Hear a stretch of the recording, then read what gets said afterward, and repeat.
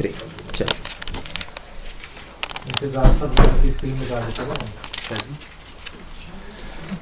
اللہ وسلم وبارک علی حبیبک حبیبنا محمد وعلی آلہ وصحبہ اجمعین.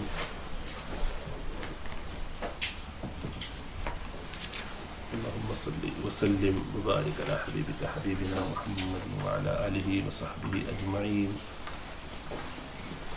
سب سے پہلے تو معذرت تمام لوگوں سے تاخیر کی کہ نیا کیمرہ تھا، پچھلا کیمرہ اور سارا سٹینڈ وغیرہ اس کا کہیں مس ہو گیا، تو بھائی عبداللہ نے نیا لے کے اس کو ایڈجسٹ کرنے کی کوشش کی اور خوب ٹائم لگایا اس میں. آدھا پون گھنٹہ ڈیلے کر دیا ہم لوگ معاف فرمائے، اور جو لوگ انتظار کر رہے ہیں ان کے بھی بہت معذرت. اور دوسری طرف یہ ہوا کہ باتوں باتوں میں نے اس کے اوپر نشان نہیں لگایا کہ وہ حدیثیں کہاں ہیں. صرف 2 سیکنڈ مجھے دیجیے اور آپ لوگ جب تک بیٹھ کے پہلا کلمہ پڑھتے رہیے ذرا.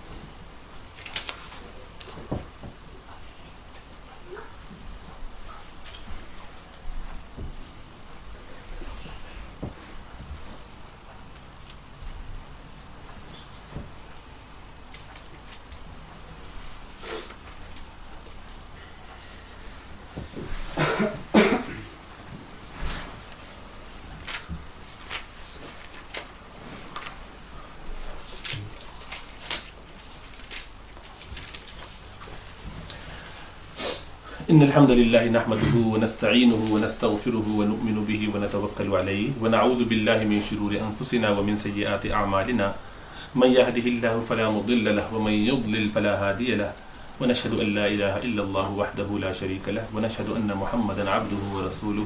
أما بعد فقد قال الله تعالى ويقطعون ما أمر الله به أن يوصل ويفسدون في الأرض أولئك هم الخاسرون.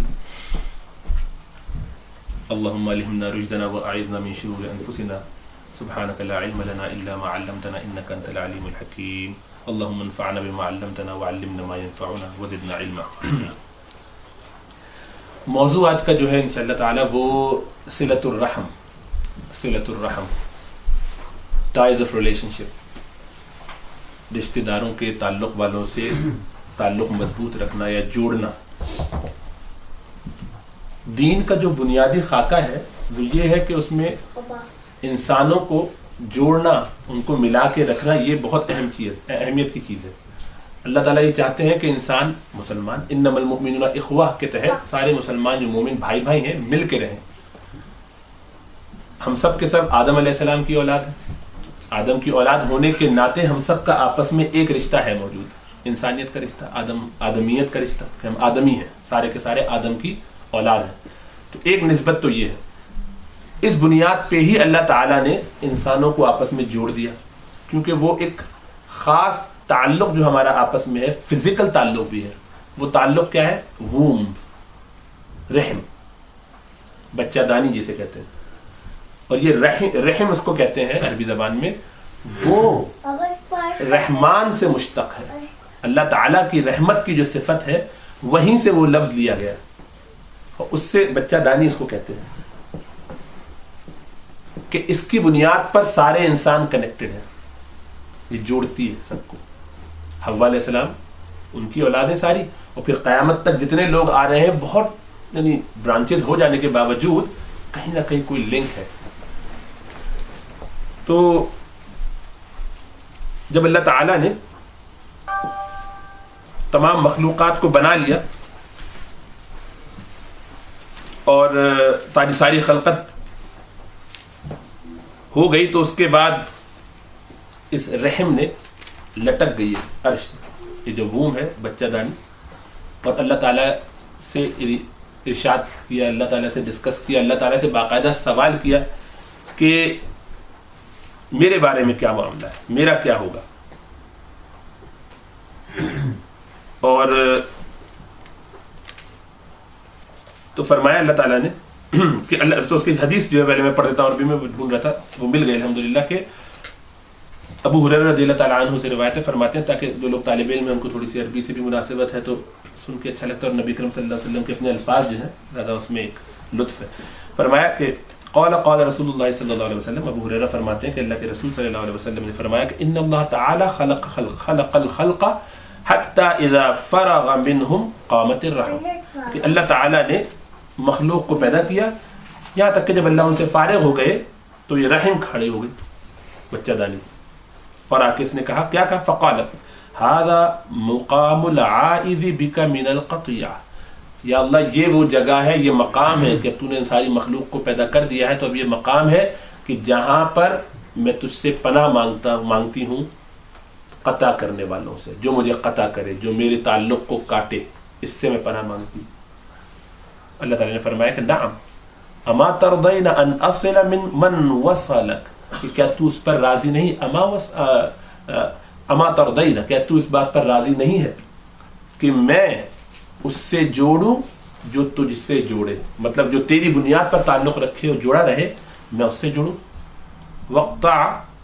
واقطع من قطع, اور میں اس سے قطع تعلق کر لوں جو تجھ سے قطع تعلق کرے. قالت, تو کہنے لگی بلا کیوں نہیں, تو کہا اللہ تعالیٰ نے قال فذلک لک, تو اب یہ تیرے لیے ہوگا, یعنی یہ بات تجھے میں نے دے دی, یہ میں نے گویا اللہ تعالیٰ نے اپنا یہ پرومس دے دیا ایک طریقے سے, یہ الفاظ دے دی, یہ جملہ دے دی, یہ تحریر دے دی, گویا یہ کہہ دیا کہ بس یہ ہو گیا, ڈن, دس از سورٹڈ, کہ اس نے تمہیں خوش کر دیا اس بات نے, تو میں نے بھی یہ بات تمہارے اوپر لکھ دی کہ ایسا ہی ہوگا کہ جو تجھ سے کٹے گا میں اس سے کٹ جاؤں گا, جو تجھے جوڑے گا میں اس سے جوڑوں گا. تو اللہ کے رسول صلی اللہ علیہ وسلم فرماتے ہیں اقرؤوا ان شئتم, تو پھر تم چاہو تو یہ پڑھ لیا کرو, فهل عسیتم ان تولیتم ان تفسدوا فی الارض وتقطعوا ارحامکم اولئک الذین لعنهم اللہ فاصمهم واعمی ابصارهم. یہ بخاری کی روایت ہے کہ پھر چاہو تو تم یہ تلاوت کر لو, جس میں یہ کہ کیا یہ ایسے لوگ ہیں کہ جو پلٹیں گے اور زمین میں فساد پھیلائیں گے اور وہ رشتے کے تعلقات کو قطع کریں گے, توڑیں گے, خاندانی ریلیشن شپ کو کاٹیں گے.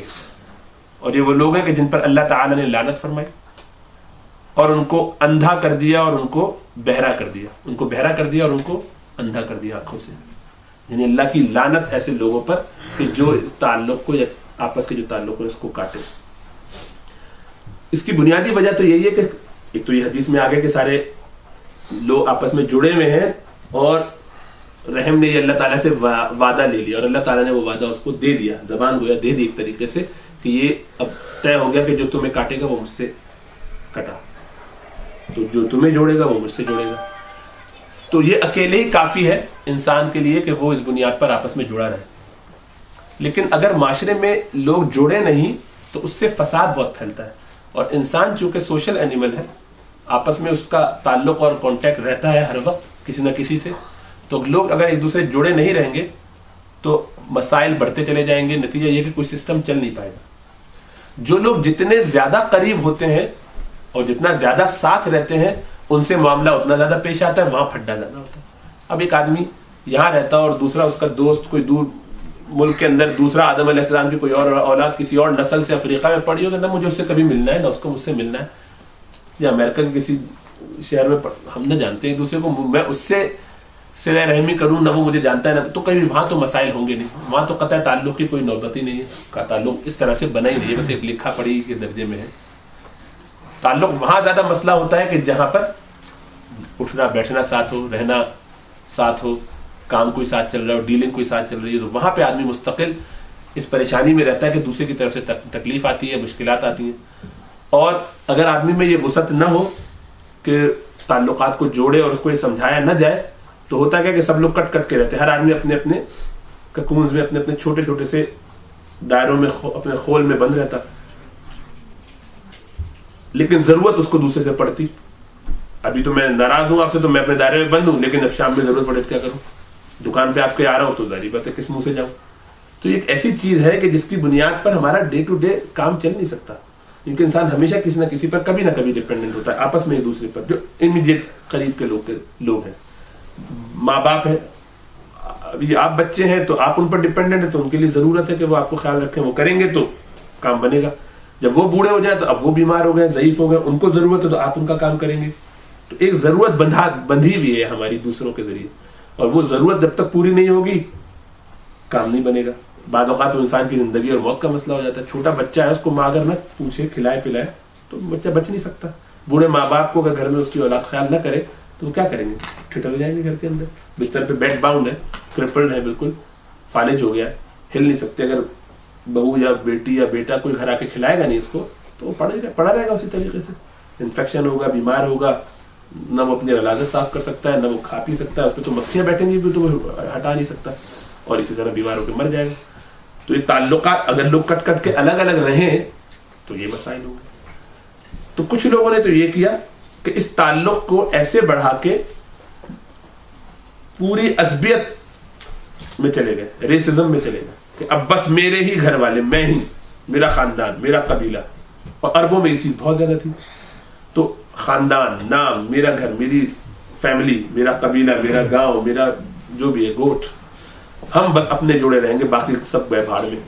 خواہ یہ غلط کہیں یا صحیح کہیں، ہم نے انہیں کو سپورٹ کرنا ہے، پوری دنیا ادھر ہو جائے. تو قبیلہ ٹرائبلزم جو تھا، تو عربوں میں اس بنیاد پر جنگیں ہوئی، کبھی گھوڑا بڑھانے پہ جھگڑا اور کبھی پانی پلانے پہ جھگڑا. یہ اسی لیے کہ میرا قبیلہ، بس اب اپنے قبیلے کی ناک ہے، ہمیں تو کرنا ہی کرنا ہے ہر حالت میں. ابو جہل نے یہی کہا تھا کہ ہمارے قبیلے میں بڑے بڑے سردار ہیں، بڑے بڑے مال ہیں اور اولادیں ہیں، اور یہ ہم بڑے عزت و نام والے لوگ ہیں. یہ بھی قریش کا یہ جو قبیلہ ہے بنی ہاشم کا، ان کا بھی ایسا ہی ہے، اور ہم بنی مخزوم والے، ہمارا بھی یہی ہے. لیکن اب یہ کہتے ہیں ہمارے ایک نبی آ گئے، ہم کہاں سے لائیں؟ ہمارے پاس وہ نبی ہم کہاں سے لا سکتے ہیں؟ وہ تو ہے نبی، لیکن ہم کیا کریں؟ تو مقابلے میں ہار مان لیں کہ نہ ہمارا قبیلہ. یا یہودیوں نے یہ کیا کہ ہمارے خاندان سے اللہ کے رسول صلی اللہ علیہ وسلم آتے، جن کا ہم انتظار کر رہے تھے، بنی اسرائیل سے، یعنی اسحاق علیہ السلام کی اولاد سے آتے، ابراہیم علیہ السلام کی نسل سے، تو ہم آنکھ بند کر کے قبول کرتے، سر پہ بٹھاتے. لیکن یہ تو نکلا ہے اسماعیل علیہ السلام سے. تو ایک طرف تو یہ تعصب نسلی، جس کو اسلام نے کلی طور پہ حرام قرار دیا کہ یہ ایک انتہا ہے، اس کی کوئی گنجائش نہیں ہے کہ کوئی تفاخر کرے اس بنیاد پر کہ میں فلاں قبیلے اور خاندان کو اور اپنے خاندان والوں کو انجسٹیفائڈ ہو کر بھی سپورٹ کروں گا. ایسا تو نہیں کرنا، یہ بالکل دوسری لمٹ ہے، حد ہے. اور دوسری طرف پلٹی کے پوچھنے رشتے داروں سے تعلق قطع کر کے بیٹھے ہوئے، دوستیاں جاری ہیں، بہت گاٹھی جا رہی ہیں، پڑوسیوں سے زیادہ دوستی ہے، کام والوں سے، محلے والوں سے بہت زیادہ دوستی ہے، اور رشتے داروں کی شکل دیکھنا نہیں جا رہی. اور وجہ کیا ہے توڑنے کے؟ اب آپ اگر اس اسباب پہ غور کریں تو آدمی حیران ہوتا ہے. اللہ کے رسول صلی اللہ علیہ وسلم نے اس حدیث میں تو یہ فرمایا کہ اللہ تعالیٰ نے کیا کہا کہ اس پر کیا ہے؟ لعنت. یعنی جو آپ نے فرمایا کہ قرآن کی آیت اس کے ساتھ پڑھ لیا تھا، تو اس میں کیا ہے؟ لعنت ہو اس پر، اللہ کی لعنت ہے نا، ان پر لعنت کر دی. لعنت کا مطلب رحمت سے دوری، رحمت سے دوری. اللہ کی رحمت اگر نہ ہو تو ہم ایک گھونٹ، یعنی ہم زندہ ہی نہیں رہ سکتے اللہ کی رحمت کے بغیر. اللہ کی رحمت اگر ہمیں نہ ملے تو ہم زندہ ہی نہیں رہ سکتے. اللہ کی رحمت سے دوری کا مطلب یہ ہے کہ ہمارا جینا بھی دوبھر ہوگا، ہماری دنیاوی زندگی بھی تباہ و برباد ہوگی اور پریشانی کا شکار رہے گی، اور وہ ہے عذاب میں مبتلا رہیں گے، اور مرنے کے بعد بھی. اور یہ تو لعنت ہو گئی. لیکن دوسری طرف قیامت والے دن کیا ہوگا؟ اللہ کی رحمت اگر نہ ہو ساتھ موجود تو جنت میں بھی نہیں جا سکتے.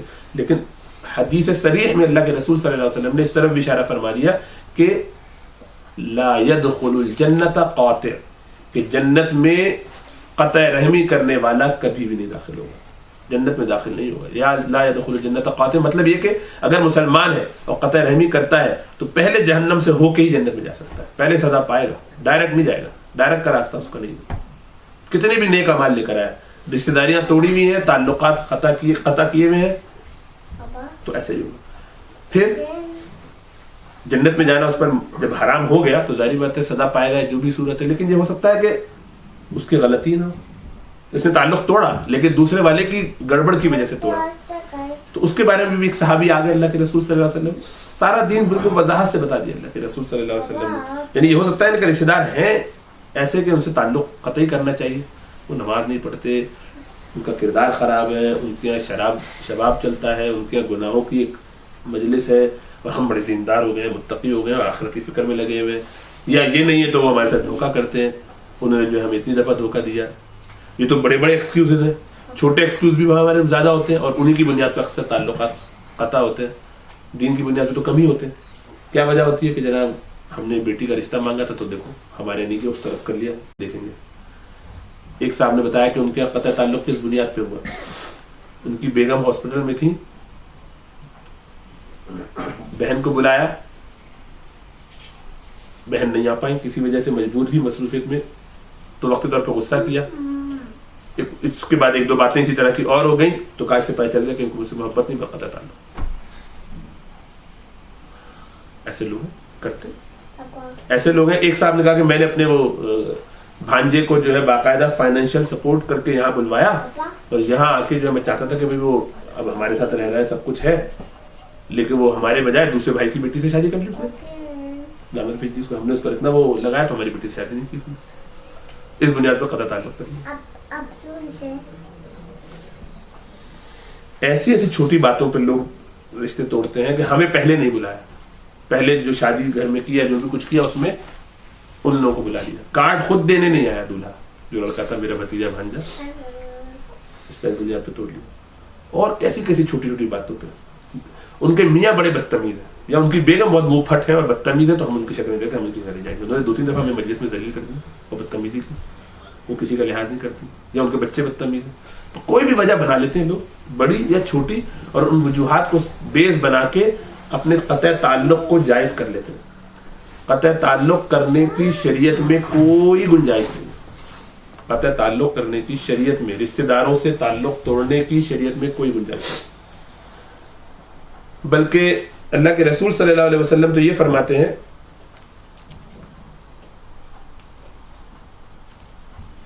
کہ جو تم سے کٹے اس سے بھی جڑو. تو آپ تو تعلق جوڑنا چاہتے ہیں اور وہ بندہ آپ سے تعلق کاٹنا چاہتا ہے. تو اللہ کے رسول فرماتے ہیں کہ میرے رب نے مجھے 9 باتوں کا حکم دیا, ان میں سے ایک چھپے اور کھلے ہر حال میں اللہ سے ڈرو, اور وہ سب باتوں کے بعد ایک بات یہ فرمائی کہ جو مجھ سے کٹے میں اس سے جڑوں. تو یہ نہیں کہ یہ مجھ سے ملنا چاہ رہے ہیں اور میں ان سے کٹ رہا ہوں, یہ نہیں ہو رہا, بلکہ وہ تو مجھ سے ملنا ہی نہیں چاہ رہے. میں جب جاتا ہوں سلام کرتا ہوں, وہ منہ پھیر کے جواب بھی نہیں دیتے. 10 لوگوں کے سامنے سلام کرتا ہوں تو مجھے برا سا غصے سے کہتے ہیں دفعہ ہو, مجھ سے بات مت کر. یہ ان کا حال ہے مجلس میں. ایسے شخص سے بھی جا کے میں ملی, حالانکہ میری کوئی غلطی نہیں, انہوں نے کسی بات پہ مجھ سے بس انہوں نے قطع تعلق کر لیا. تو اس صورت میں بھی آپ کے لیے اجازت نہیں ہے کہ آپ اس سے قطع تعلق کریں, کہ اس نے وہ آپ کو سب کے سامنے ذلیل کرتا ہے. ذلیل اس طرح سے کرتا ہے کہ امبیرس کرتا ہے. آپ سلام کرتے ہو جواب نہیں دیتا, آپ بار بار سلام کیے جاتے ہیں, آپ بار بار اپنے طور پہ رابطہ رکھنے کی کوشش کرتے ہیں, وہ پلٹ کے سب کے سامنے کہتے ہیں مجھ سے بات مت کرو, میں نے کہہ دیا نا میں آپ سے بات نہیں کرنا چاہتا, شکل مت مجھے دکھایا سب کے سامنے. اس طرح کس آدمی میں گٹس ہے کہ وہ دوبارہ اس سے بات کرے؟ لیکن ایسی صورت میں بھی قطع تعلق کرنے کی اجازت نہیں. اس کا حل کیا ہے وہ دیکھیں گے آگے, جہاں بھی اجازت نہیں. ایک صاحب کہنے لگے کہ ہمارے یہاں جو ابھی بات ہو رہی تھی کہ بھانجی ہے یا بیٹی ہے یا گھر کی کوئی خاتون ہے جس نے نان مسلم سے شادی کی, عیسائی سے کر لی یا ہندو ہی سے کر لی, فرض کیجیے تو بالکل ہی کھلا کھلا غلط ہے نا. عیسائی سے بھی کرنا جائز نہیں ہے عورتوں کے لیے شادی, یہ یہودیوں سے بھی کرنا عورت کے لیے جائز نہیں ہے. اسلام میں اہل کتاب سے شادی کرنا عورتوں کے لیے جائز نہیں ہے. مردوں کے لیے گنجائش ہے لیکن انتہائی ناپسندیدہ, بلکہ کمپلیٹلی ان ایڈوائزبل. اگر فتویٰ لیں گے تو ایک الگ بات ہے, لیکن کسی صورت یہ ریکمینڈیڈ نہیں ہے, بلکہ ہائیلی ڈسکریج ہے کہ ایسا کیا جائے. اور بلکہ بہت جلد انشاءاللہ تعالیٰ جو محقق علماء ہیں وہ فتویٰ شاید یہی دینے کی اجازت بھی نہیں ہے. اس کی وجہ یہ ہے کہ جس زمانے میں اجازت ہوتی تھی تو وہاں یقین یہ ہوتا تھا کہ وہ بچہ آپ کے دین پر رہے گا, اور اب تو یہ الٹا ہے, یقین ہے کہ نہیں رہے گا. اور اگر ایسا ہو 50-50 بھی ہو تب بھی آپ کے لیے جائز نہیں شادی کرنا. اگر آپ کی اولاد دین پر نہ رہی تو آپ کے لیے جائز نہیں. تو آپ کو کتنا یقین ہے کہ آپ کی اولاد آپ کے راستے پر رہے گی؟ تقریباً یقین ہے کہ نہیں رہے گی. ایسی صورت میں آپ کے لیے بالکل جائز نہیں. مسلمان کر کے ایک الگ بات ہے, تو عورت کے لیے بالکل بھی جائز نہیں, وہ اسی وجہ سے کہ وہاں پہ پریشر اور مشکل کی وجہ سے. بہرحال اب ایسی عورت سے جس نے آپ کے خاندان کی گویا ناک کاٹ دی, کٹوا دی, ذلیل کروا دیا, کیا کیا جائے؟ اس سے قطع تعلق کیا جائے؟ اس سے بھی قطع تعلق نہیں کر سکتے. اسلام سے باہر نکل گئے وہ, قطع تعلق کر سکتے ہیں. ہاں گورنمنٹ اگر اسلامی ہے بتا دیا آپ نے ان کو, انہوں نے پھر اس کے بعد جو کرنا ہے وہ کرنا ہے, وہ ان کا کام ہے. جو ان کو کورٹ میں جو بھی کیس چلے وہ الگ بات ہے, شریعت کا حکم اپنی جگہ چلے گا, لیکن قطع تعلق سے مراد یہ کہ میں اب ان سے شکل نہیں دیکھوں گا, ان کی شکل نہیں دیکھوں گا. انہوں نے مجھے اتنا دکھ دیا ہے کہ میں ان سے بات چیت کرنا نہیں چاہتا, یا ماں باپ نے کہہ دیا کہ بس اس تکلیف کی وجہ سے میں نے ان کو کیا. یہ سب حرام کام ہے, کسی صورت جائز ہی نہیں, مطلب یہ آپ کے اختیار کی چیز ہی نہیں, آپ کر ہی نہیں سکتے. اگر یہ کر رہے ہیں تو آپ خود یہ کہہ رہے ہیں کہ میں اپنے آپ کو جہنم میں ڈالنے کے لیے پوری کوشش کر رہا ہوں کہ جہنم میں ہی پہلے جاؤں پھر جنت میں جاؤں. یہ مسئلہ ہے کہ آپ نے اپنے لیے خود ایک ڈیتھ سینٹنس لکھ دیا, بلٹ ڈالی گن میں, اپنے منہ کن پٹی پہ رکھی اور چلا بھی دی. جس نے ایسا کیا اس نے یہ کیا. اس کے بعد وہ کہتا ہے کہ میں مرنے کا ارادہ نہیں ہے میرا, لیکن کوشش وہ پوری یہی کر رہا ہے کہ مارے اپنے آپ. ایک صحابی آ گئے, پوچھا اللہ کے رسول صلی اللہ علیہ وسلم سے,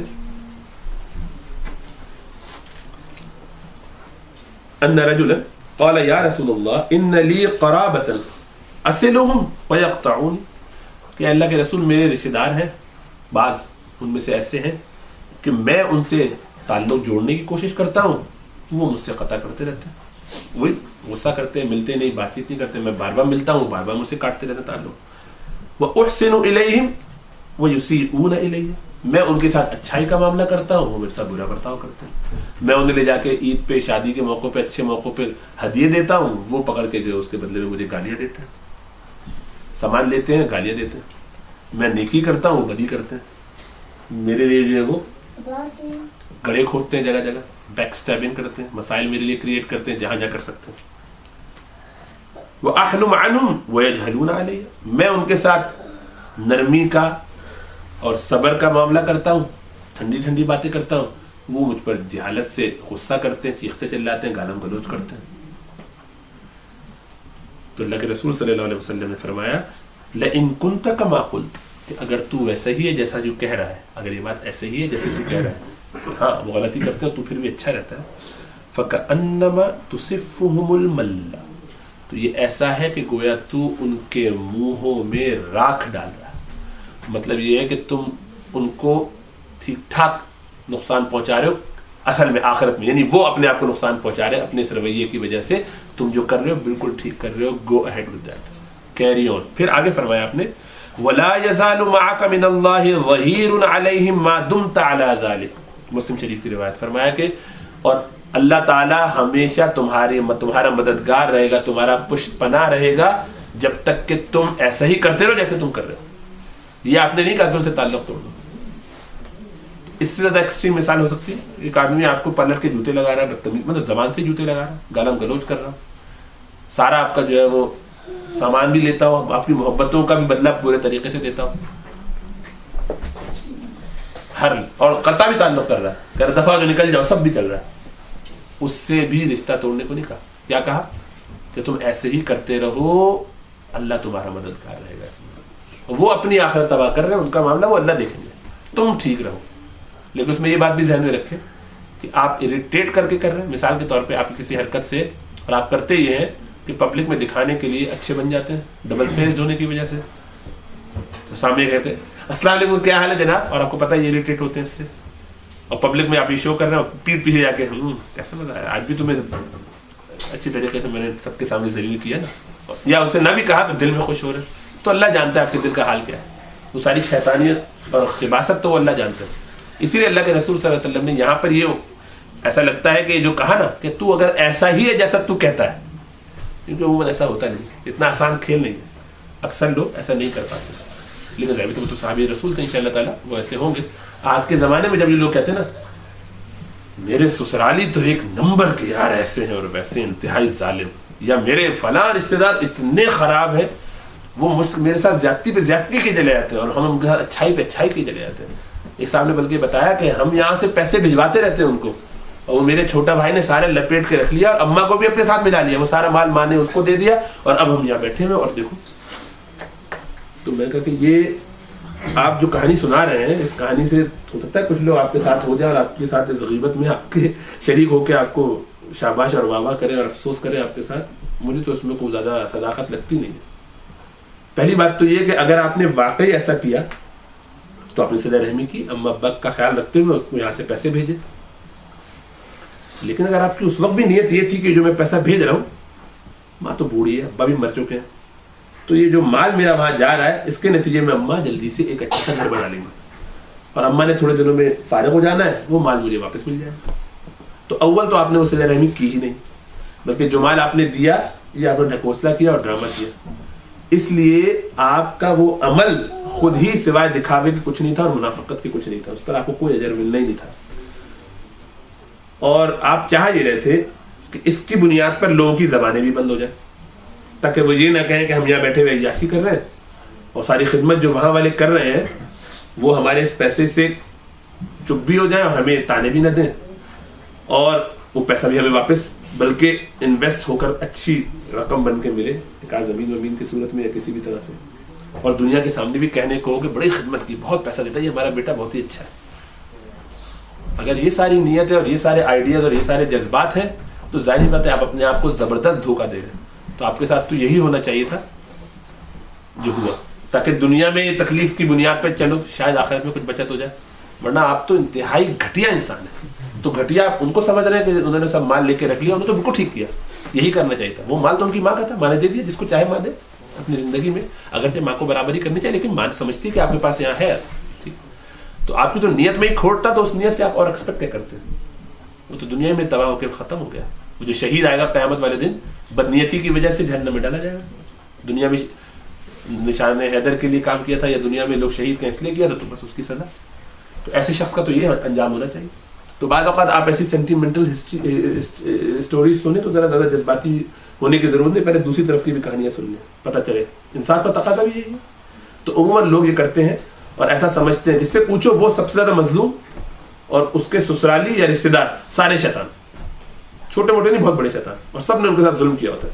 اور اکثر کا ان میں سے ایسے بھی لوگ ہیں جن کا حال یہ ہے کہ بہت کم وقت گزارتے ہیں. یہ نہیں کہ آپ ان کے گھر جا جا کے رہ رہے ہوتے ہیں، اور جو یہاں آ کے بیٹھ گئے ان کا تو کوئی مسئلہ ہی نہیں ہے. ایک گھر میں تو گون آدھا ڈیز کے ساس سسر بیچارے آپ کے گھروں میں رہ رہے ہوتے یا آپ ان کے گھروں میں رہ رہے ہوتے تھے، اور صبح شام وہ بیچاری لگی رہتی تھی، پلی رہتی تھی، اس کو کام کرنا پڑتا تھا بہو کو. ساس سسر وہاں ہے، یہ یہاں پڑی ہوئی ہے، سالوں میں بھی ملاقات نہیں ہوتی، لیکن دلوں میں ایسی نفرتیں اور ایسی کدورتیں ہیں کہ بس جس کے دل میں کدورت ہو وہ آدمی یہ طے کر لے کہ اس نے خود طے کر لیا کہ وہ جنت میں نہیں جائے گا.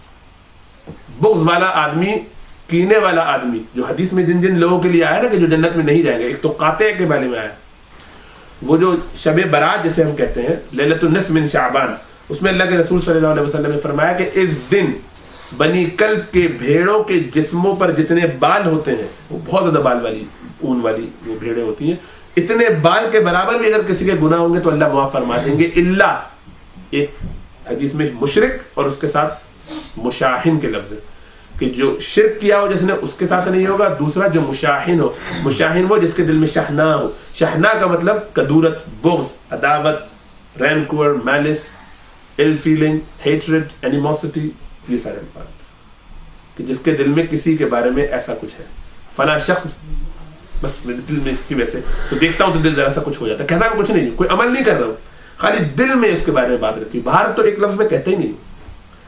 تو جن جن لوگوں کے بارے میں آپ کے دل میں روگ لگا ہوا ہے، بھلے اس شخص نے آپ کے ساتھ زیادتی کی ہو یا نہ کی ہو، یہ اس سے تعلق نہیں ہے کہ اس نے آپ کے ساتھ زیادتی کر دی ہے، زیادتی نہیں کی ہوگی اور آپ کے دل میں تو آپ تو بالکل ہی کچرا ہے، پھر تو آپ کو زندہ درگور کر دینا چاہیے، آپ خود ہی کر لیں اپنے آپ کو. وہ تو کسی نے زیادتی کی ہے تب یہ معاملہ ہے، جیسا کہ یہاں ہے کہ وہ میرے ساتھ برا کرتے ہیں، تو ویسا ہی کرتا رہے جیسا اچھا تو کر رہا ہے، تب یہ معاملہ درست ہوگا.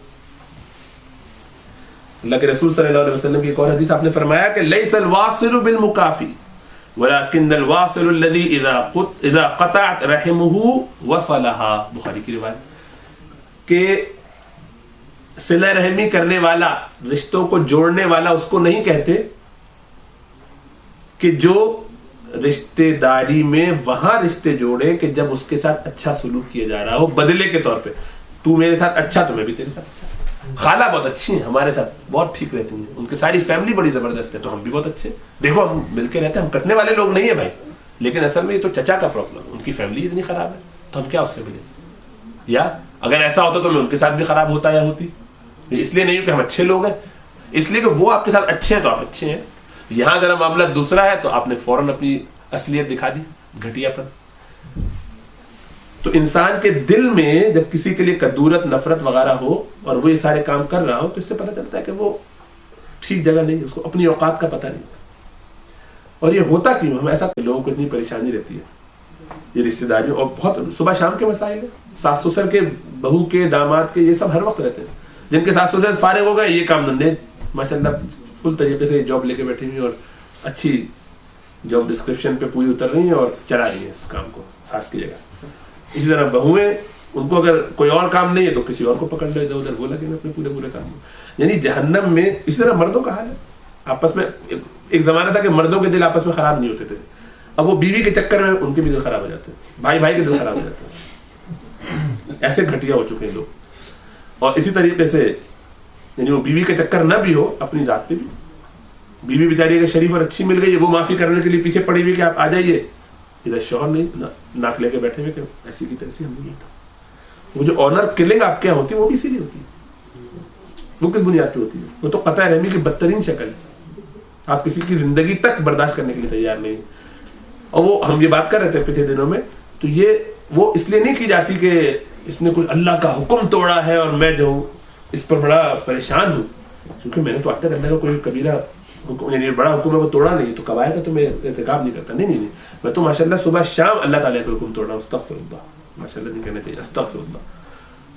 یعنی حرام کاریوں میں بھی پڑا ہوا ہوں, بد نگاہی میں بھی پڑا ہوا ہوں. یہ تو چھوٹی باتیں لگتی ہوں گی لوگوں کو, اگرچہ بہت بڑی بات ہے. بغض و عناد میں تو پھنسا ہی ہوں میں بری طریقے سے, لیکن سود بھی چل رہا ہے, رشوت بھی چل رہی ہے. جو میرا مال ہے وہ بھی حلال نہیں ہے, اس لیے کہ اس کام میں کچھ اور کر رہا ہوتا ہوں. آفس سے کام کے اس آورز کے اندر فون دوسروں کو کر رہا ہوتا ہوں, ساتھ ساتھ سائڈ میں بھی کام چل رہا ہے. 9 to 5 جو ہے 9 to 4 ہو جاتا ہے بڑے آرام سے. یہ 9:45 سے 9:15 سے 4:45 ہو جاتا ہے, 5-1 منٹ ادھر ادھر. بہت مطمئن ہوں کہ حلال کما رہا ہوں.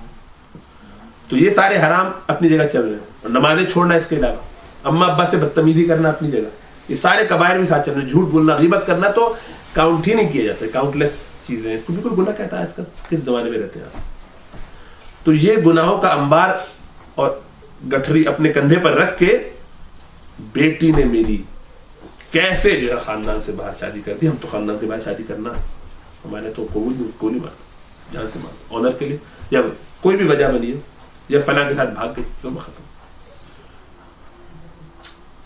ان میں سے کوئی بھی چیز یہ جسٹیفائڈ نہیں ہے. یہ تو اسلام کی خاطر بھی ایک آدمی کافر بھی ہو جائے, خاندان کا کوئی بچہ, خدا نخواستہ اللہ محفوظ رکھے سب کو, تب بھی اس کی گنجائش نہیں کہ کوئی انسان کسی کو قتل کر دے. انسانی جان تو بالکل ایسی ہے کہ آپ امیون ہے, ہر انسان دوسرے کی ہاتھ سے امیون ہے. المسلم من سلم المسلمون من لسانه ویده, مسلمان ہوا کہ جس کے ہاتھ اور زبان سے دوسرے مسلمان محفوظ ہو. اور جس کو ہم جو قتل نہیں کرتے وہ یہ نہ سمجھے کہ وہ کم سے کم قتل تو نہیں کرتے نا, نہیں وہ بھی قتل کرتے ہیں, وہ زبان سے قتل کرتے ہیں, میٹافوریکل قتل کرتے ہیں, صبح شام تانے دے کے, صبح شام اس کا دل دکھا کے. یہ سب قطع رحمی ہی کی شکل ہے کہ جس میں آپ اس کو اذیت دے کے, کارنر کر کے, خاندان میں نکو بنا کے ایسا کر دیں کہ اس آدمی کے لیے جینا مشکل ہو جائے.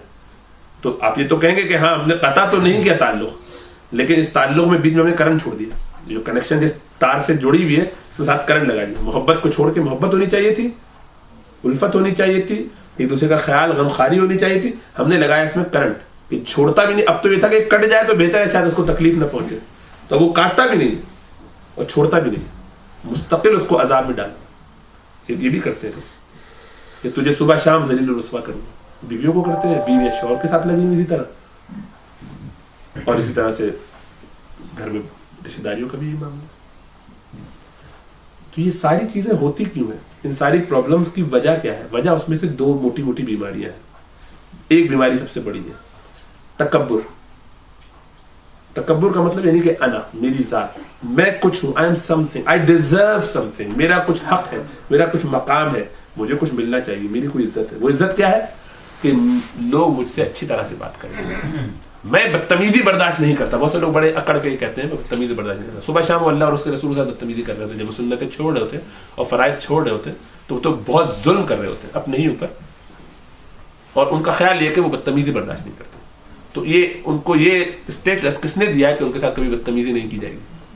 اللہ کے رسول کے ساتھ کسی نے بدتمیزی کی کبھی؟ مشرکوں نے. کافر ہونے کی. آپ نے کبھی کہا کہ Here I am the prophet of Allah subhanahu wa ta'ala, میں آخری نبی ہوں, تمام انبیاء جو ہیں وہ میرے بعد یعنی درجے میں ہیں, اور تم لوگ مجھ سے بدتمیزی کر رہے ہیں, کوئی مذاق ہے؟ آپ نے تو کبھی نہیں فرمایا. میں تمہارے سے کبھی نہیں بولوں. ہاں, یا تعلق ختم اس بنیاد پہ. اور بہت سے لوگ یہ کہتے ہیں, بہت سے لوگ یہ کہتے ہیں, جہاں وہ تھوڑے سے بڑے ہوئے رشتے میں اللہ نے ان کو یہ اپنی طرف سے رسول صلی اللہ علیہ وسلم کی فضیلت انہوں نے ہم پر کرم فرمایا کہ کہہ دیا کہ بھی بڑے کا اکرام کرو, تو بڑوں نے کیا کہ یہ بھی بڑے بن گئے, اب ہم بڑے ہیں, ہمارا اکرام کیا جائے, اکڑ گئے. ایسی کوئی بات نہیں بھائی. یعنی باپ بنا دیا اگر اللہ نے آپ کو, یا ماں بنا دی اور آپ کی اولاد ہے, یا آپ بڑے ہوئے رشتے دار میں خالہ ماموں پھوپھا بن گئے اور آپ یہ سمجھنے لگے, یا ساس سسر بن گئے اور آپ سمجھنے لگے اب میں بڑا ہوں, یا میں شوہر ہوں تو میں بڑا ہوں, جیسے آپ کو ایک خیال آتا ہے کہ میں بڑا ہوں اور اس بیس پر میرے پاس بہت سارے رائٹس ہیں جس کو میں ایکسرسائز کرنا چاہتا ہوں, یہ سارے میرے حقوق ہیں کہ جو میں چاہتا ہوں کہ لوگ مجھے دیں. بہت ہی خطرناک سچویشن. یہ اللہ تعالیٰ نے آپ پر کرم فرما کے وہ کچھ حقوق دے دیے ہیں, لیکن اس کے ساتھ comes responsibility, a lot of responsibility, بہت زیادہ ذمہ داری اللہ تعالیٰ نے اس کے ساتھ دی ہے. وہ اتنی بڑی ذمہ داری ہے کہ اس میں تو جان اسی سے بچا لے آدمی کہ میں اس ذمہ داری سے اپنے آپ کو فارغ کر کے دنیا سے نکل جاؤں. یہ کانسیپٹ کہ میرے رائٹس مجھے ملے, یہ انتہائی خطرناک کانسیپٹ ہے. اس پہ پہلے بات کر چکے ہیں. اسلام ہمیں یہ تعلیم نہیں دیتا کہ ہم اپنے حقوق کی بات کریں, اسلام ہمیں فرائض کی بات بتاتا ہے. اس کے نتیجے میں ہارمنی یہ ہو جاتی ہے کہ جو میرا فرض ہے وہ آپ کا حق ہے, جو شوہر کا فرض ہے وہ کرے, وہ اس کی بیوی کا بچوں کا حق ہے, وہ اس کو مل جاتا ہے. اسی طرح بیوی اگر اپنا فرض پورا کرے گی تو وہ اس کو شوہر کا جو حق ہے وہ اس کو مل جائے گا.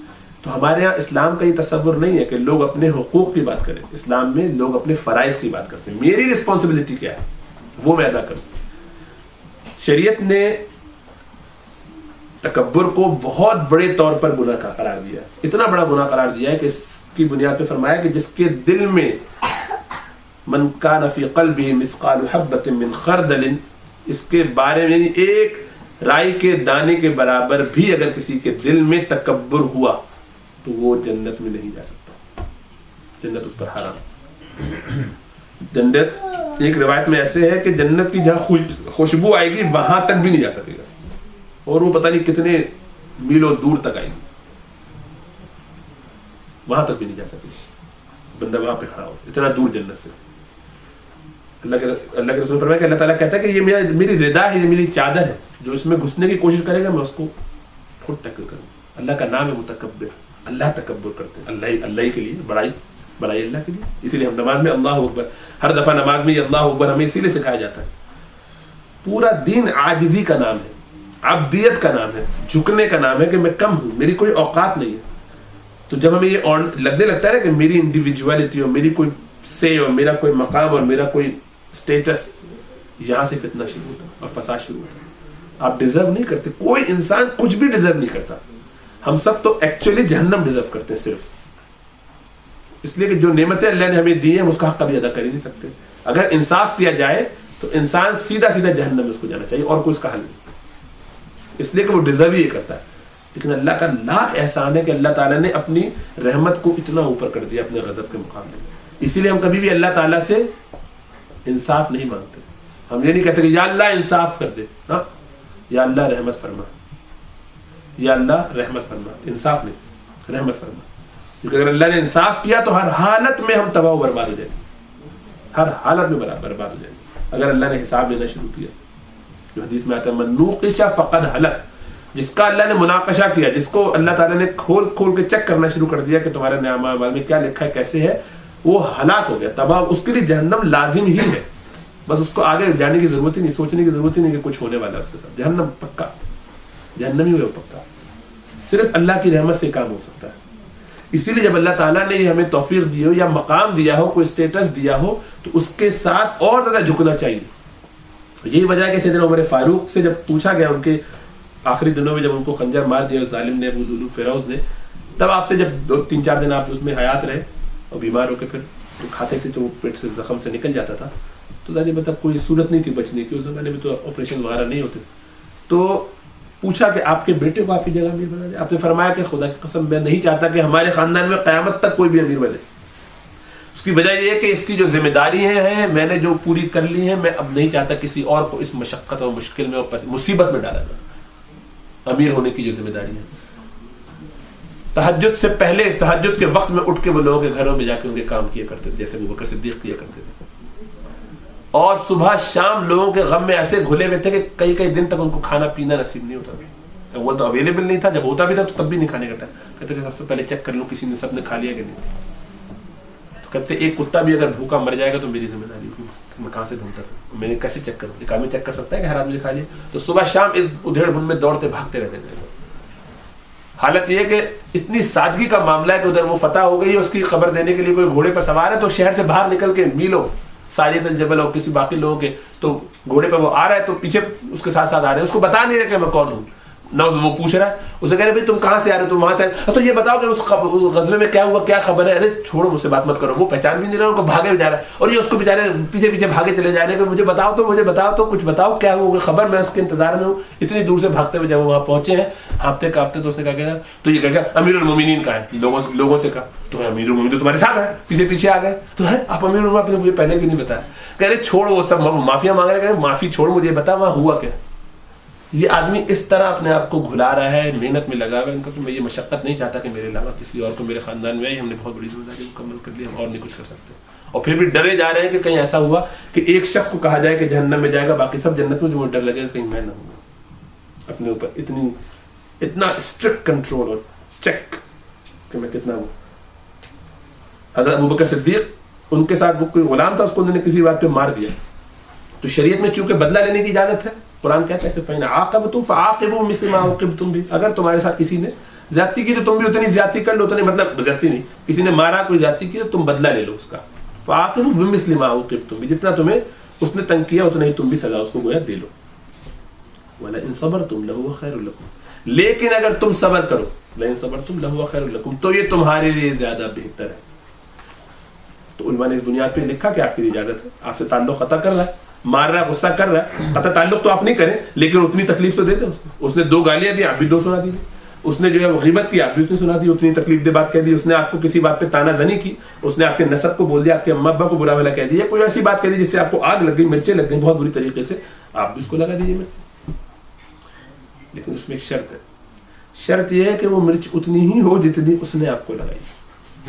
وہ آگ جو اس نے آپ کو لگائی ہے, آپ جو اتنی لگائے. آپ میں سے کون کون میجر کر سکتا ہے, کس کے پاس آلہ موجود ہے, اگر کوئی انوینٹ کر سکتا تو کرے, میں خریدوں گا.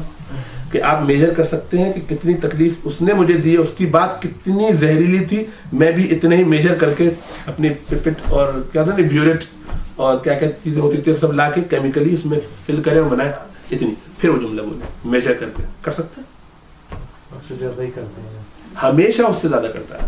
تو ابوبکر صدیق, ہم آپ تو سوچتے نہیں ہیں, ابوبکر صدیق تو اپنے غلام کو جو میں بات بتا رہا تھا, کسی بات پہ غصہ ہے تو اس کی پٹائی کر دی, ایک آدھ غصہ مکالات جو دل چاہا مار دے ایک آدھ. تو اللہ کے رسول صلی اللہ علیہ وسلم وہاں سے گزر رہے تھے, آپ نے فرمایا کہ صدیق اتنا ہی مارنا جتنا اس نے گناہ کیا یا غلطی کی, جتنی غلطی ہے اتنی سزا دینا.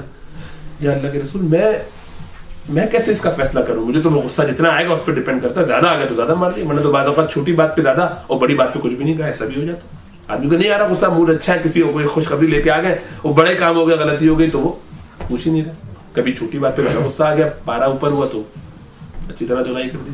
تو یہ تو ڈیپینڈ کرتا ہے کہ کیا حالت. تو کہیں گے جو زیادہ کرو گے اس کا بدلہ دینا پڑے گا قیامت میں. تو کہیں گے اللہ کے رسول پھر آپ گواہ رہیے کہ میں نے آپ اس کو دین کے نام پہ آزاد کیا, میں نے اس بندے کو آزاد کر دیا, کیونکہ میں جو مار دیا میں نے کیا کروں, وہ ایک دفعہ مار دیا, اب میں کیا کروں, بدلہ تو نہیں لے سکتا, کیا کروں, کوئی صورت نہیں, آزاد کر دیا, غلام کو آزاد کر دیا. اللہ کے رسول صلی اللہ علیہ وسلم فرماتے ہیں کہ میں انا زعیم ببیت فی وسط الجنہ, میں ضمانت دیتا ہوں جنت کے بیچوں بیچ ایک محل کی, ایک گھر کی, جنت کے بیچ میں. اب وہ گھر داری میں تو کیا اعلیٰ محل ہوگا, وہ بھی جنت کے بیچ میں اعلیٰ قسم کا محل. اس کی گارنٹی دے رہے ہیں اللہ کے رسول صلی اللہ علیہ وسلم. کس کو, کہ جو اپنا حق پر ہونے کے باوجود چھوڑ دے تاکہ پھڈا, لڑائی جھگڑا, ٹنٹا, جھوٹ, یہ جو الٹرکیشن ہوتی ہے, آرگیومنٹس ہوتے تو آرگیومنٹس نہ ہو, جھگڑے کو روکنے کے لیے کہ اس وقت میں اگر اپنا یہ حق چھوڑ دوں تو شاید بات دب جائے, تو چھوڑ دیں.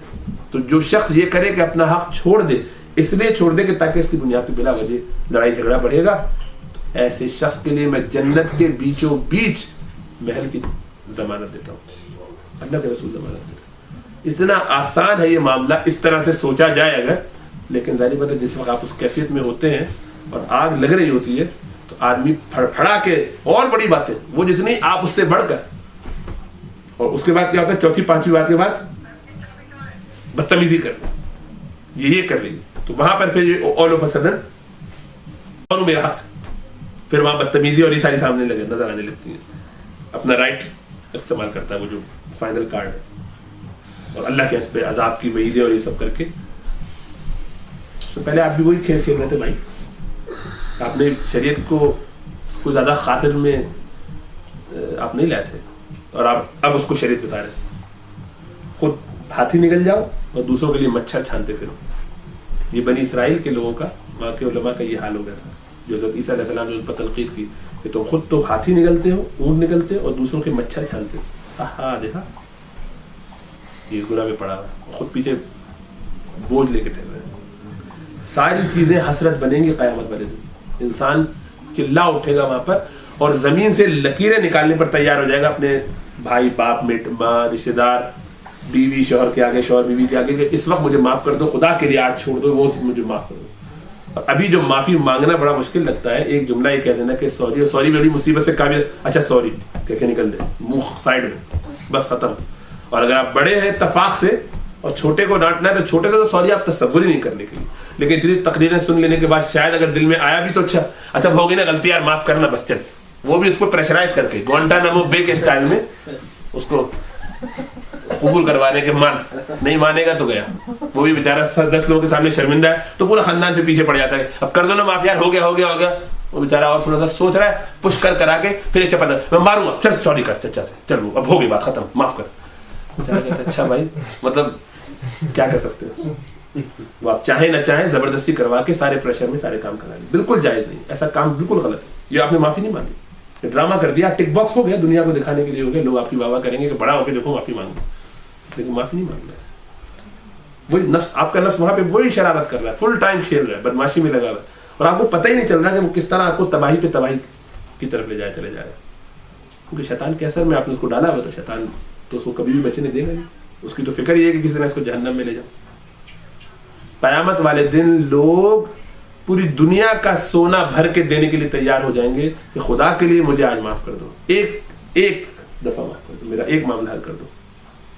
اور آج یہاں صبح شام لگا ہوا ہے آپ کے پاس کہ معافی مانگ لو، کسی سے بھی کبھی چاہو، تو اس کے لیے تیار نہیں نہ، ساری دنیا زندگی کو میں، کسی نے مجھے کہا کہ میں مر جاؤں اس عورت کو معاف نہیں کروں گا، ایک صاحب نے مجھ سے کہا اپنی بیوی کے بارے میں، یعنی ہم نے ان کے بارے میں سنا اور وہی ہوا کہ بیوی ان کی جو ان کے زندگی میں مر گئی چند سالوں کے بعد، تو اس وقت بھی انہوں نے جس طرح سے کہا وہ بھی ایسا لگ رہا تھا کہ بس صرف پریشر میں لوگوں نے کہہ دی یہ بات جنازے میں کھڑے ہو کے، میرا ارادہ تو نہیں تھا لیکن چونکہ اب یہ مر گئی ہے تو میں اس کو معاف کر دیتا ہوں۔ ماشاء اللہ کس قدر اعلیٰ قسم کا گھمنڈ ہے، یعنی آپ کا خیال یہ ہے کہ اللہ کے اگر یہ فیصلہ ہوگا تو ہر حالت میں اس کے حق میں، یعنی میرے حق میں ہوگا، یہ عورت پھنسے گی، اور اگر یہ فیصلہ آپ کے حق میں نہ نکلا تو آپ نے تو اپنے لیے جہنم کو پکا کر لیا ہے، وہاں تو آپ جس بری طرح سے تڑپ رہے ہوں گے، بلبلا رہے ہوں گے نا اس وقت، میرے پاس تو سارے آپشنز تھے، یہ میرا فلاں رشتے دار تو وہ تو آ کے مجھ سے معافیا مانگ رہا تھا، یہ فلاں رشتے دار تو مجھ سے آ کے باتیں کرتا تھا، میں کہتا تھا نہیں سنتا تھا، اس کو میں کہتا تھا بار بار تو میں نہیں مانتا تھا اس کی بات، آج میں اس سے کہہ رہا ہوں تو وہ سننے کے لیے تیار، غریب ہے کیوں ہوگا؟ اس قدر گھناؤنا اور گندا کھیل ہے جو شیطان ہمارے ساتھ کھیل رہا ہے، اور ہم بہت مطمئن ہیں کہ ایسی کی تیسی دیکھ لیں گے کیا جاتا ہے، لیکن انسان کی کل خدا کی قسم اوقات سامنے نظر آ جاتی ہے کہ جو اپنے آپ کو اتنا بڑا سمجھتا ہے، یہ اس کا حال ہے، پڑا ہوا سب کے سامنے۔ اپنی اوقات کو بھی سمجھیں اور اپنی اوقات میں رہیں، قیامت والے دن کا انتظار نہ کریں۔ اللہ کے رسول صلی اللہ علیہ وسلم اپنی حیات مبارکہ کے آخری دنوں میں اپنے باقاعدہ مجلس میں کھڑے ہو کے لوگوں سے سوال کیا کہ بھائی کسی کے ساتھ میں نے کوئی زیادتی کی ہو تو مجھ سے بدلا لے۔ نبی اکرم صلی اللہ علیہ وسلم میں نے کسی کے ساتھ کوئی زیادتی اگر کر دی ہو تو مجھ سے آج دنیا میں بدلا لے۔ دنیا کا بادشاہ جس کی آگے پیچھے کوئی خطا ہی نہیں ہے، جس کی پوری جنت بنی بنائی دنیا جن کے لیے بنائی گئی ہو، ان کا مقام اتنا اونچا ہو کہ فرشتے مطلب پر بچھانے والے ہوں ان کے راستے میں، اور وہ فرما رہے ہیں کہ میں نے کسی کے ساتھ کوئی اگر زیادتی غلطی کی ہو تو مجھ سے بدلا لیں. اور ہم آپ سے سمجھتے ہیں کہ ہم سے غلطی ہم غلطی کریں, اور اگر کریں گے تو اس سے زیادہ غلطی اس نے کی ہوئی. آپ نے ایک غلطی کی اس لائن کی, اس آدمی نے یا عورت نے, بیوی نے, گھر والوں نے, سسرالیوں نے, کسی نے بھی, رشتے داروں نے اس لائن کی غلطی کر دی. آپ کی یہ غلطی کی معافی آپ کو اس سے مانگنی ہے, اگرچہ اس کی 10 غلطیاں آپ کے کھاتے میں آ رہی ہیں, وہ ایک الگ بات ہے. اگر وہ مختلف غلطی ہے ظاہری بات ہے, اب وہ ایک چیز ہے تو ایک الگ بات ہے. سمجھ رہے ہیں مسئلہ؟ آپ کے ساتھ کسی نے زیادتی کی, لیکن آپ اس کے ساتھ کوئی اور لائن کی زیادتی کچھ اور کر چکے ہیں. آپ اس کو خود ہی ایڈجسٹ نہیں کر سکتے کہ آپ کہیں کہ تو نے میرے ساتھ ایک کی تھی, میں نے تیرے ساتھ ایک کری, برابر ہوگا. ایسا نہیں. وہ پھنسے گی یا پھنسے گا, وہ اس کا معاملہ ہے. آپ بھی پھنسیں گے اس غلطی پہ جو آپ نے اس کے ساتھ کی تھی. اس پہ معافی مانگنا یا اس سے اپنی گردن چھڑوانا آپ کے اوپر فرض ہے کہ مرنے سے پہلے یہ کر جائیں. اپنی زندگی میں وہ معافی مانگ کے دلوں کو صاف کر کے چلے جائیں. سوائے تکبر, انا اور ایگو کے کوئی وجہ ہی نہیں ہے کہ انسان ایسا کرے. اپنے آپ کو سمجھتے پتہ نہیں کیا, اور پھر معافی مانگتے ہیں. دلوں کو صاف رکھنا بے تحاشا ضروری ہے, اور خبر گیری کرنا, اس میں ہم سارے بہت کوتاہی کرتے ہیں. مطلب میں تو بہت ہی اس میں کوتا ہوں, سب جانتے ہیں, میرے گھر والے, خاندان والے, ان لوگوں کا بس احسان ہے کہ وہ کبھی ملتے ہیں تو پیار محبت میں, یا کبھی ویسے کچھ بات پیار سے کہہ دیتے ہیں کہ ہاں بھائی آپ بڑے آدمی نہیں ملیں گے, آپ کے پاس کہاں ٹائم ہے ہم جیسے لوگوں کے لیے. لیکن مطلب میں بالکل دیانتداری سے سمجھتا ہوں کہ انتہائی بڑا احسان ہے کہ کوئی ناراضی کا اظہار نہیں کرتا, بہت محبت سے پیش آتے ہیں لوگ, خاندان والے, ہمارے بہن بھائی, رشتے دار وغیرہ. لیکن انتہائی کوتاہی ہے, ٹائم ہی نکالنا اور رابطہ کرنا اور وہ ساری چیزیں 50 بجے, اور اس میں کوئی جسٹیفیکیشن نہیں ہے. یہ نہیں کہ میں زیادہ بزی ہوں اور آپ کم بزی, ہر آدمی بزی ہے, کوئی ایسا نہیں کہ وہ بزی ہے, ہم سب بزی ہیں. تو بس اس میں یہ ہے کہ پرائیورٹی صحیح کرنے کی ضرورت ہے. اور بلکہ یہ موضوع آج طے کرنے کی اصل وجہ تو ویسے یہی تھی کہ میں خود کہوں گا تو شاید زیادہ اثر ہو اور اپنے آپ کو انسان بنانے کی کوئی فکر ہو. کیونکہ اشرف علی تھانوی صاحب فرماتے ہیں کہ مجھے جس بات میں اپنی کوتاہی نظر آتی ہے میں اس پہ بیان شروع کر دیتا ہوں. میں ان کی سنت کو عمل کرنا چاہیے, شاید اس سے ہمیں بھی فائدہ ہو جائے. میں تو بہت ہی اس معاملے میں انتہائی کورا اور خطرناک, یعنی یہ کوئی میں عاجزی میں نہیں کہہ رہا, یہ جس کی بات ہی نہیں ہے, کھلی کھلی ایک بات ہے, پورا خاندان جانتے, رشتے دار بھی ہیں ہمارے بیٹھے ہوئے یہاں پر بھی کچھ لوگ, اور سن بھی رہے. تو بس اللہ سے میں ان لوگوں سے بھی معافی مانگتا ہوں, آپ سب کو گواہ بنا کے, اور کوشش کرنے کی اللہ سے دعا کرتا ہوں کہ اللہ مجھے توفیق دے. کوشش کروں گا کہ کوئی رابطہ رہے. آپ لوگ بھی رشتے داروں کا حق ادا کریں, معلوم کریں کہ کہاں کن کے ساتھ کوئی زیادتی ہوئی تو وہ بھی معافی مانگیں, لیکن جن کے ساتھ کوئی اچھائی کرنی چاہیے تھی, ان کا کوئی مسئلہ حل کر سکتے تھے آپ, اور آپ کے پاس سہولت تھی اور آپ وہ نہیں کر پائے ہیں, تو اب معلوم کیجیے. پتہ نہیں کون کہاں کس حال میں ہے, کس غربت میں آپ یا یاچی سے پڑے ہوئے, آپ کچھ چند پاؤنڈ سے اس کا بیچارے کا مسئلہ حل ہو سکتا ہے, کبھی فائنینشیل مسئلہ ہوتا ہے, کبھی زبان سے آپ کے پیار محبت کے 2 جملے سننے کے لیے کوئی پتہ نہیں بیٹھا ہو. آج میرے بھتیجے نے, میرے بھانجے نے مجھے سلام کر لیا, فون کر لیا, دل ذرا خوش ہو جائے. تو ہم یہاں بیٹھے ہیں اپنی زندگی میں بزی, مست اور مگن, بہت ہی خطرناک صورت ہے. تو رشتے داریوں کے, لوگوں کے حقوق کو معلوم کریں, جانیں, اور اس میں یہ طے نہ کریں کہ کس کس سے اور کس کس سے نہیں, سب سے, جس سے پاسبل ہو. ظاہری بات ہے جو جتنے زیادہ قریبی ہیں ان کا اتنا زیادہ حق ہے. ماں باپ سب سے بڑھ کر, بیوی, گھر والے, سسرالی, رشتے دار, بہن بھائی, اسی طرح سے وہ پھر آہستہ آہستہ بات بڑھتی جائے گی. تو اللہ جتنی توفیق دے اتنی زیادہ لوگوں سے رابطے بھی رکھیں. ہمارا تو حال الٹا ہے, اگر کہیں سے پتہ چل جائے کہ فلاں صاحب نے آپ کو فون کیا تھا, کیوں فون کیا, بھائی خیر تو ہے, اور پتہ چلا کہ ذرا وہ پیسے چاہیے, اب وہ نمبر ڈیلیٹ, جہاں آتا نمبر سیو کر کے رکھ لیں گے, یہ نمبر تو بلاک ہی رہنے دو بھائی, سننا ہی نہیں ہے فون. ہاں نہیں کوئی مسئلہ نہیں, ہاں جان تو بعد بات کر لوں گا, ان کو پتہ ہے کہ وہ سوال کر لیں گے. آدمی یعنی بات کرنے کے لیے بھی تیار نہیں, پھر وہ سے کوئی دنیا کی چیز کا مطالبہ نہ کر لیں, کچھ مانگ لیں, پاکستان آ رہا ہوں کچھ فرمائش نہ کر دیں, بات نہ کرو. ایسا گھٹیا پن اور ایسی ذلت کی زندگی, اس سے بہتر ہے کہ آدمی بہت زیادہ اس میں محتاط ہونا چاہیے. اپنے دلوں کو بھی وسعت دیں, معاف بھی کریں, لوگوں کے لیے اپنا دل خوب کھولیں, ہر انسان کے لیے کھولیں. لیکن رشتے داروں کا تو جیسا بتایا کہ لعنت دنیا میں اسی لیے آ رہی ہے, گھروں میں ہر جگہ لعنت, شکلیں دیکھنے کے لیے تیار نہیں, شکل دیکھی تو ناراض ہو کے بیٹھ گئے. رشتے اور یہ ساری چیزیں جو ہے لوگوں نے, یہ اللہ نے طے کی ہیں, ان بنیادوں پر کہ رشتے اس نے نہیں کیے اور تعلق اس نے نہیں بنایا, اس نے ہماری بات نہیں قبول کی, کوئی بات نہیں کی قبول, معافی مانگو. غلطی ہو گئی, غصہ آ گیا تھا, چلو اب معاف کر دو, اب معافی مانگو. تو بہت زیادہ اس کو ذہن میں رکھیں. پھر یہ کہ اس کے اور بھی فوائد ہیں, لیکن وہ فوائد ضمنی ہیں, ان فوائدوں کی بنیاد پر ہم انشاءاللہ تعالیٰ نہیں کرتے صلہ رحمی. صلہ رحمی سے کرتے کہ میرے نبی کا حکم ہے میرا یہ حق بنتا ہے کہ میں ان کے لیے اپنی جانیں قربان کروں محبت سے. اسی لیے مصطح بن اساسہ کا واقعہ سنا کے بند ختم کرتا ہوں کہ مصطح بن اساسہ یہ ایک صحابی رسول ہے, بدری صحابی ہیں, بدری صحابی ہے, ادھر جا کے بات کریں, بدری صحابی ہے مصطح بن اساسہ, اور حضرت ابو بکر صدیق کے رشتہ دار ہیں, اور آپ ان کی کفالت کرتے ہیں. کفالت ہے ان کی ماہانہ ایک وظیفہ باندھا ہوا جس سے ان کے گھر کا خرچہ چلتا ہے. حضرت عائشہ صدیقہ رضی اللہ تعالیٰ عنہا پر جب منافقین نے تہمت لگائی, ان کو ملوث کرنے کی کوشش کی, اب وہ تفصیل اس کی چھوڑیں گے, کبھی اور بات کریں گے ہم, ویسے وہ ڈسکشن پہلے بھی ہو چکا ہے.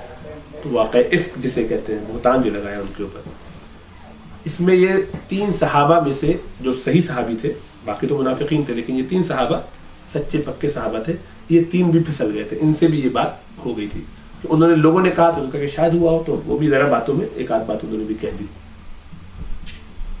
ان میں سے ایک یہ ہے مصطح بن اساسہ, ایک یہ ہے مصطح بن اساسہ جو ابو بکر صدیق کے کزن ہے, اور یہ حضرت ابو بکر صدیق کی بیٹی ہیں حضرت عائشہ. جب 1 مہینہ گزر گیا اور اس کے بعد وہی نے فیصلہ کیا, عائشہ کی جو ہے وہ عصمت کی قسم اٹھا لی, اللہ تعالیٰ نے اس کی گویا ثبوت دے دیا, قسم نہیں لیکن ثبوت دے دیا اللہ تعالیٰ نے کلیئرلی ان کو پاک صاف قرار دیا قرآن کے اندر. اس آیت میں پورا تقریباً 18-20 آیتیں ہیں جو نازل ہوئی ہیں اس پورے ایشو کو ٹیکل کرنے کے لیے سورہ نور کے اندر. تو کتنی بڑی بات ہے, حضرت عائشہ کی بہت بڑا مقام اور فضیلت ہے الحمدللہ. اب حضرت ابو بکر صدیق نے اس وقت ایک بات کہی, اب آپ کی بیٹی کے ساتھ کوئی الزام لگائے, وہ بھی بیٹی اتنی پاک صاف ہو, اس درجے کی ہو, نبی کی بیوی, اس سے نبی کو تکلیف ہوئی ہو, پورے معاشرہ سوسائٹی بالکل ہل کے رہ گئی اس سے کہ اللہ کے رسول بھی اس معاشرے میں ایسی عورت کو ساتھ رکھنا بڑا خطرناک. تو اللہ کے رسول کو صحابہ بھی دیانتداری سے بعض مشورہ یہ دیتے گئے کہ بھئی آپ چھوڑ دیجیے, اگر اس طرح کا الزام بھی ہے تو بس الزام کی بیس پہ چھوڑ دیں, اور آپ کشمکش میں کہ کیا کروں کیا نہ کروں, اس سے دعویٰ کا کام, دین کا کام بہت متاثر ہو رہا ہے. پورے مہینے میں یہی باتیں چل رہی ہیں, پوری سوسائٹی جو یہ ڈسکشن کر رہی ہے, نبی کے گھر میں یہ کام ہو گیا, تو خطرناک بات ہے. اس سوسائٹی میں آپ اندازہ کریں کہ کیا حال ہوگا. آج کل ہی بہت بڑی بات ہے, لیکن اس زمانے میں تو اس کی وجہ سے پورا وہ مفلوج ہو گئی تھی سوسائٹی ایک طریقے میں. تو کتنا نقصان اس کا ہوا. تو ابو بکر صدیق نے فرمایا کہ بس میں اب جو ہے وہ خرچہ ان کا بند کرتا ہوں مستعار. اور وہ خرچہ دینا کوئی فرض تو تھا بھی نہیں, رشتے داروں کو مدد کرنا چاہیے, لیکن کسی کا ماہانہ خرچہ اپنے ذمے لے لینا یہ تو فرض تو نہیں ہے, بہت اچھی بات ہے, بہت فضیلت کی بات ہے. تو انہوں نے لیا ہوا تھا, لیکن اس بات کے بعد آپ نے فرمایا کہ اب میں جو ہوں وہ یہ نہیں کروں گا, اب ان کو نہیں دوں گا. تو انہی آیتوں میں پھر ایک آیت اس موضوع پر بھی آ گئی, وَلَا يَأْتَلِ أُولُو الْفَضْلِ مِنْكُمْ وَالسَّعَةِ أَنْ يُؤْتُوا أُولِي الْقُرْبَى, کہ ایسا نہ ہو جو جن لوگوں کو اللہ تعالیٰ نے کچھ سعت دی ہے, کچھ وسعت دی ہے, کچھ مال دیا ہے, وہ دوسروں پہ خرچ کر سکتے ہیں, تو اپنے رشتے داروں کو اگر ان سے کوئی غلطی ہو گئی ہے تو اس غلطی کو چھوڑ دیں, فَلْيَعْفُوا وَلْيَصْفَحُوا, کو معاف کر دیں, کو چھوڑ دیں, کا دینا بند نہیں کرنا چاہیے. ان کو چاہیے کہ ان پر رحمت کا معاملہ فرمائے. تو پھر اللہ تعالیٰ نے آگے کہا کہ کیا تم نہیں چاہتے کہ اللہ تعالیٰ تمہیں معاف فرمائے, تو پھر تم بھی انہیں معاف کرو. تو بس وہ اٹھے, اپنی چادر اٹھائی, سامان کندھے پہ رکھا, غلام کے ساتھ لے کے سارا سامان پہنچ گئے اور کہا کہ میں آئندہ کبھی بند نہیں کروں گا, مجھے معاف کر دو بھائی, یہ سامان لو واپس, تمہارے اس مہینے کا سودا یہ رہا. مطلب یہ کہ آئندہ مجھ سے یہ غلطی نہیں ہوگی, غلطی ہوگی, معافی مانگ کے سامان دے کے آئے. ایسے تعلق بنائے جاتے ہیں. کتنی بڑی اذیت اور تکلیف کسی نے آپ کو دی ہے, اور اس کے بعد بھی آپ جو ہے وہ اسے تعلق نہیں قطع کر رہے ہیں. حالانکہ وہاں تو تعلق فرض بھی نہیں, یہ تعلق بنا کہتے تھے تو تعلق بنائے رکھیں گے, مال نہ دیتے. لیکن ہائر لیول, بڑی اسٹینڈرڈ کی بات ہے, لیکن ہم اس سے کم درجے میں جتنا ہمیں اللہ توفیق دے تعلق کو بنانا چاہیے, محبتیں کرنی چاہیے, محبتوں کو پھیلانا بڑھانا چاہیے, تاکہ ہمارے دل جوڑے اور ہمارے معاشرے میں خیر آئے. اس کی وجہ سے جو بے برکتیاں ہیں, اسی کو آپ اپنا کیش کرانا سمجھ لیجئے کہ چلو بھائی میں ہر تکلیف برداشت کروں گا, بیگم کی, بیگم شوہر کی, سسرالیوں کی, باہر والوں, کہہ دیا جو کر دیا ہو گیا, ختم بات, چھوڑو. کہ ہم نہیں چاہتے کہ اللہ میں معاف فرمائے. اگر کوئی سمجھتا یہ بات قیامت والے دن کیش کرائے گی, یا اللہ میں نے معاف کر دیتا اس دن, اور میں ہمیشہ دل کو صاف رکھا ہے اپنے ان ساری باتوں پہ, آپ نے اس کی بنیاد پہ مجھے معاف فرما دیجیے, اس کی بنیاد پہ میرے دنیا کے سارے مسائل حل کر دیجیے, اس کی بنیاد پہ میرے یہ مسائل ہیں ان کو دور کر دیجیے. اتنا ایزی ہے اس کو کیش کرانا, لیکن ہماری انا, ہماری اکڑ, ہماری بڑائی کر لی. پھر اللہ جب فیصلہ فرمائیں گے, فیصلہ آپ کے حق میں نکلا تو شاید تب بھی آپ کو حاصل کیا ہوگا, یہ بتائیے کیا حاصل ہو جائے گا. زیادہ سے زیادہ اس کو تکلیف، اس کو عذاب ہوگا. اس کے عذاب سے آپ کو کیا فائدہ ہوگا؟ قیامت والے دن آپ کے جو رشتے دار جنہوں نے آپ کے ساتھ زیادتی کی تھی، آپ نے تعلق توڑ لیا، اس کا نقصان ہو جائے گا، وہ چلی جہنم میں چلا گیا. آپ کو اس سے کیا ملا؟ اگر حق بھی ہوا، اس کے برعکس آپ اس پر صبر کرتے، معاف کر دیتے، اس تکلیف کو جو ہے وہ چھوڑ دیتے، اللہ کی خاطر اس بندے کو چھوڑ دیتے، تو اس بندے کی تو جان بچتی بچتی آپ کی جنت بن جاتی. آپ نے پتہ نہیں اور کوئی ایسے کام کیے ہیں کہ نہیں، اللہ ہی جانتا ہے. ہمارے تو نمازیں بھی ٹوٹی پھوٹی ہوتی ہیں، ان میں بھی اول تو پہلے پوری پڑھی نہیں. جنہوں نے پوری پڑھی ہے اس میں یعنی ہم آپس میں اگر بیٹھ کے اسیس کرنے لگے تو سبھی ایک دوسرے کو فیل کر دیں نمازوں میں. فرشتوں کی بات تو دوسری ہے، اس اسٹینڈرڈ کی میں باتیں نہیں کر رہا، میں تو اپنے اسٹینڈرڈ کی بات کر رہا ہوں. ہم سب ایک دوسرے کو بیٹھ کے فیل کریں گے، فیل فیل 0 0 0، یعنی اتنے زیرو کے بس آدمی زیرو ہی ہو جاتا ہے. اور وہاں فرشتے تو اس میں ظاہر مطلب اور کتنے کیڑے نکال سکتے ہیں، غلطیاں نکال سکتے ہیں. تو اللہ کو پیش کرنے کے قابل ہیں کب نمازیں لے دے کے اسی پہ اکڑ ہے. اور اگر ہے بھی چلو مان لو تو اس میں اخلاص کتنا ہے، کتنا دکھاوے کے لیے اور کتنا اخلاص کے لیے. یہ داڑھی کتنا لوگوں کو پتہ چلے گا، مولوی سنت پوری کرنا ہے، کہ تو سنت رہے لیکن لوگوں کو پتہ چلے کہ شیخ ہیں، وہ بڑی بات ہے، کوئی ایسی ویسی بات. کتنا دکھاوا، کتنا اس میں ڈھکوسلا، کتنا دنیا کے سامنے نام، سنت کے نام پہ کیا کیا کچھ لوگ کرتے ہیں، دین کے نام پہ لوگ کیا کیا کرتے ہیں، بیچتے ہیں. ہمیں آپ کو اپنے اخلاص کا کیا پتہ ہے کہ ہم کتنے کام کس کے لیے کر رہے ہوتے ہیں. تو ہے ہی نہیں ہمارے پاس، ہم تو خود بینکرپٹ لوگ ہیں. تو بینکرپٹ لوگ، فقیر دوسرے فقیر سے لڑ رہا ہے کہ تجھے خود بھوک سے فاقے سے مر رہا ہے اور دوسرے کی موت کے انتظار میں بیٹھا ہوا ہے کہ یہ مرے گا، میں اس کو چاہتا ہوں یہ میرے سامنے مرے. بھائی تو بھی مر رہا ہے، وہ اس طرح مر رہا ہے قطع تعلق کر کے، یہ وہ ظلم کر کے، تو دوسرے طریقے سے مر رہا ہے. مر تو بہرحال دونوں ہیں. تو بجائے اس کے کہ اس مرنے کو امر کر لو یا اس میں سے کچھ فائدہ اٹھا لو، اس کو اپنی زندگی بنا لو معاف کر کے. اس کا تو کچھ نہیں جائے گا، اس کا بھی کام ہو جائے گا، تمہارا بھی کام ہو جائے گا. بلکہ اس کو معاف کرنے کے نتیجے میں یہ بھی نیکی بن جائے گی. یہ تو اجر تو ہے ہی اس کا اپنی جگہ. اور کہ یا اللہ میں معاف بھی تجھے اس لیے کرتا ہوں تاکہ میری ذات کی وجہ سے اس کو جو تکلیف ہو سکتی تھی وہ میں نے اس کو اوائڈ کی، تو اس کا جنت میں جانے کا سبب بھی گویا میں بن گیا. تو اس بنیاد پر اور اجر ہی اجر، نور علی نور. اللہ کے رسول صلی اللہ علیہ وسلم ایک دفعہ مسجد سے نکلے، اعتکاف کی حالت میں تھے. مسجد سے آپ پورے باہر نہیں بس دروازے تک چھوڑنے کے لیے آئے اپنی ازواج میں سے زوجہ کو، غالباً حضرت